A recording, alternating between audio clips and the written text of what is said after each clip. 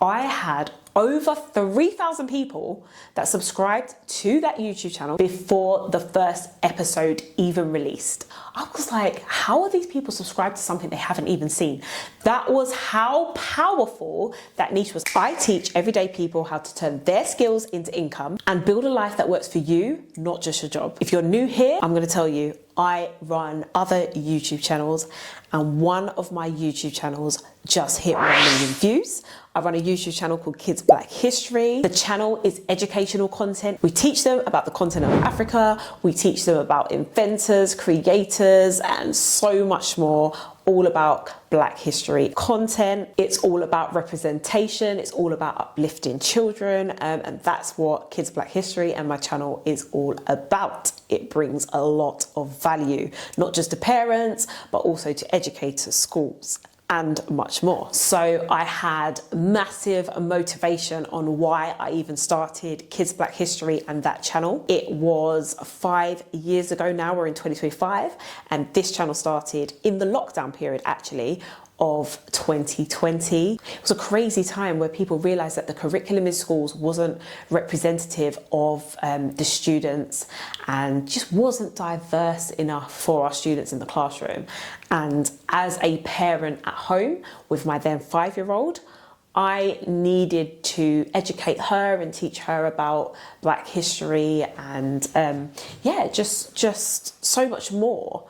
And rather than me doing that just for her, I thought, why not do this on a bigger scale, on a bigger platform? So why not use YouTube and educate other children as well, and not just the children but also parents, because the content that we create, it's a type of co-watching environment. Like, it's going to be watched by parents and children alike. So I did just that. I was like, let me just go for it and create this content. Where was I coming from though? Was it the first time I created content? No, it wasn't. I started a YouTube channel just the year before, in 2019. My daughter was 4 years old. She was watching other people on YouTube. It was just a YouTube time for kids particularly, and we had major like kid YouTubers just on the up, just getting crazy views, making crazy content. My daughter loved it, and I was looking at this content thinking, oh wow, this is what they're creating, and she just wanted to do it. She was asking me at 4 years old to make a YouTube channel, and yeah, me being me, I was like, okay, yeah, let's create a YouTube channel. So we created Raya Fun Play, which is a fun learning channel. Didn't overly commit to consistency on the channel when releasing content, but you know, it was my starting ground. So it was like, yeah, let's just try this. Let's release some content. So to start off with, I had to make some small investments, and they were small investments and they weren't all necessary. So one of the investments that I invested in was to get a laptop. And the only reason I did that is because I had a laptop, but my laptop was a bit old. So it just wasn't functioning fast. I thought, let me get something where I can just like put the videos and edit videos. Even now today, I would say that you don't even necessarily need, it's very beneficial of course, but you don't need a laptop. You could do it all from your phone. You could edit on your phone as well. And I also invested in a camera. It wasn't crazy expensive, but it was a decent camera that I was using. So that was an investment. However, again, you don't need a camera. You can do it from your phone. So you can do the editing from your phone. You can do the filming from your phone. You don't need fancy equipment. And over time, I have invested in a lot more things for our YouTube, for the business. But just to start out, you just need the basics. You just need to be able to use your phone just to get started. Like I said, the year 2020 happened. I was like, right, let's create this educational content around Black history, but it didn't correlate with what we were doing on Raya Fun Play. So I was like, I've got to start it on a separate channel. And I would always advise, if the niches and what you are not necessarily talking about, but what you're delivering is very, very different, then it might make sense for you to separate the channels and have 2 different channels. However, of course, you don't want to be managing too much where it gets crazy out of hand. So you've got to really pick and choose whether you can actually manage multiple channels, but just see if things align, because some of your audience that are just looking for one type of content may not want to see or be interested in the other types of content that you might want to offer. And I found that what I was offering on either channel was very, very different. Also, me deciding to launch like Kids Black History whilst having the other channel, it was crazy because I was working full time. I was also a single mom and just balancing a lot. But there was something that I just believed in with this channel. And one of the things I will say as well, I did my research, and what I found is that no one was delivering this type of content anywhere. I looked and I searched and I couldn't find a channel that delivered and taught the content that I wanted to put on the channel in the way we were doing it at all, which is why I got started. And I just had like faith in this channel. I was like, I haven't seen this, I've done my research, why don't I create it? And when I tell you, the response to me putting out this YouTube channel was absolutely crazy. First of all, I think people were that's why I say 2020 was a time.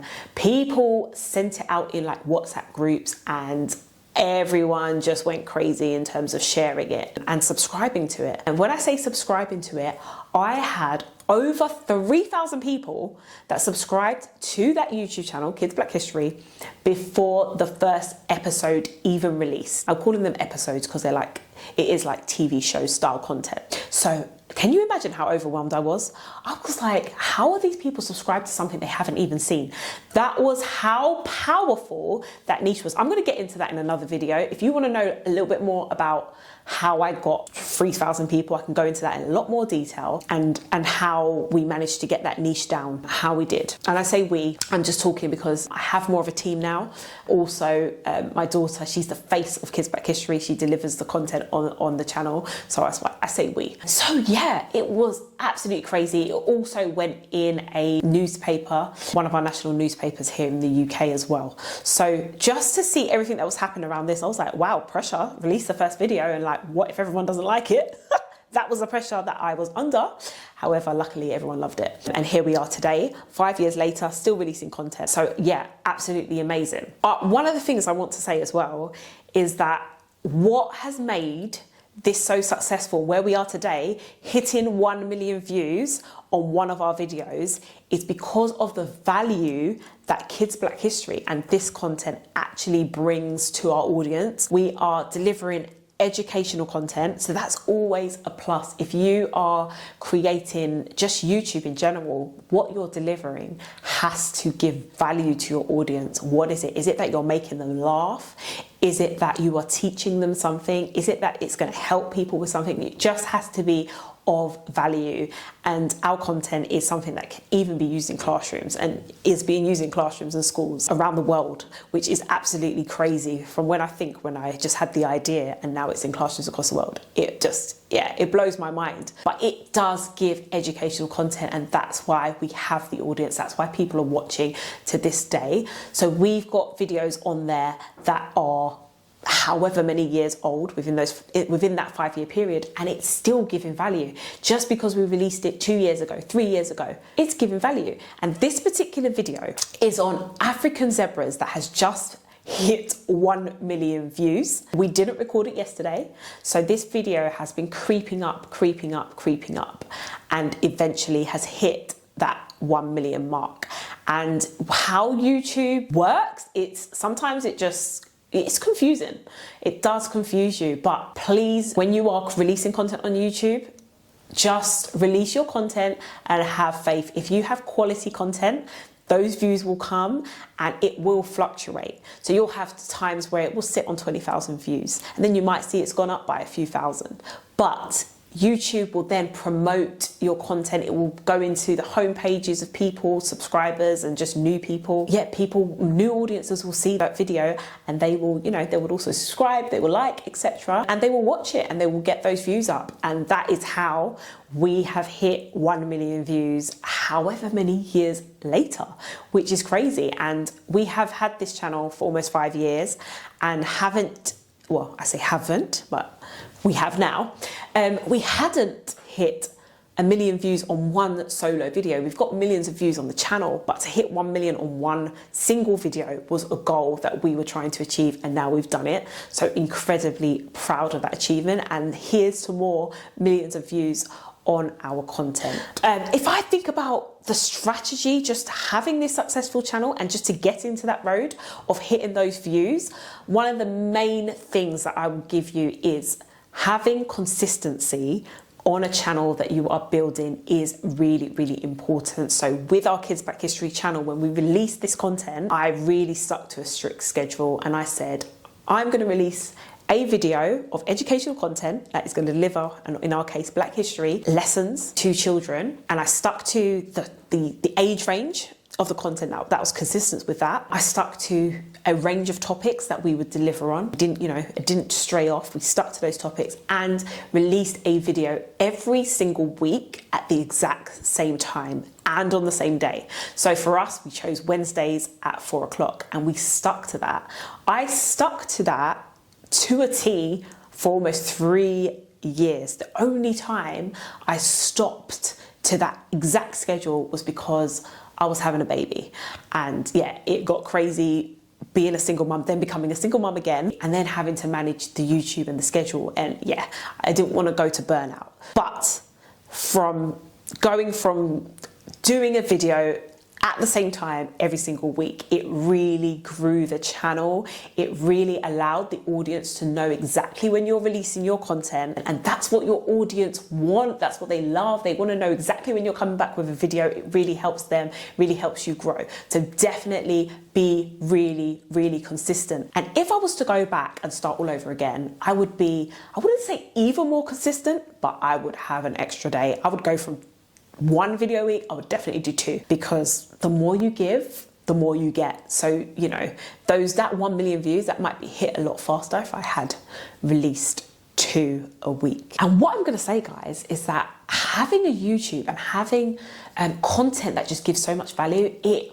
really does open up your world. So for me, myself, I didn't realize that, companies and people would reach out to me because of my content, and I had some amazing, and still have today, amazing partnerships with companies, with television networks here in the UK, and so many other just businesses, just based off of what I released on YouTube. And one of them was me working with British network Milkshake TV and delivering these educational Black history shorts that aired year after year and are still airing today. And that was all because of our channel, and we collaborated, and our channel Kids Back History was mentioned on national TV. And my daughter, who's the presenter on Kids Back History, she was presenting on Milkshake. It's absolutely crazy the opportunities that you get from creating your brand and releasing your content. You've just got to get started and just get going. Another thing from me, branding. Keep the branding consistent. Make sure that whatever you are releasing, it is recognizable. So with Kids Back History, we have gone for this bright green theme that you would recognize. So that's like our background, like our focus color. We have a logo. So whenever you see that logo, it's Kids Back History content. Whenever you see that green in the thumbnail, it's one of our videos. Because when you have an audience, that your audience are looking for your content. They love your content. They don't necessarily need to be reading everything to know it's you. You don't want to have this, bright green background with this face on there that looks like Kids Back History, and then you've got this blue background with a face in the corner that looks completely different. They need to know it is you, it's your brand, and this is what you look like. So keep everything absolutely consistent from the get-go. So guys, what I would say to you is just get yourself started. If there's anything that you want to know about how I got started, or anything that you think that I didn't touch on this video, let me know in the comments and I will feature this in a future video. Also guys, make sure you like, subscribe, comment and share this video if you want more content like this on how I'm building this multimedia empire, especially as a single mom. And guys, remember, freedom is possible for you, whether you're starting over or you're starting from zero. So as I said guys, if you found this helpful, like, subscribe, share, and I'll be back for you with another video.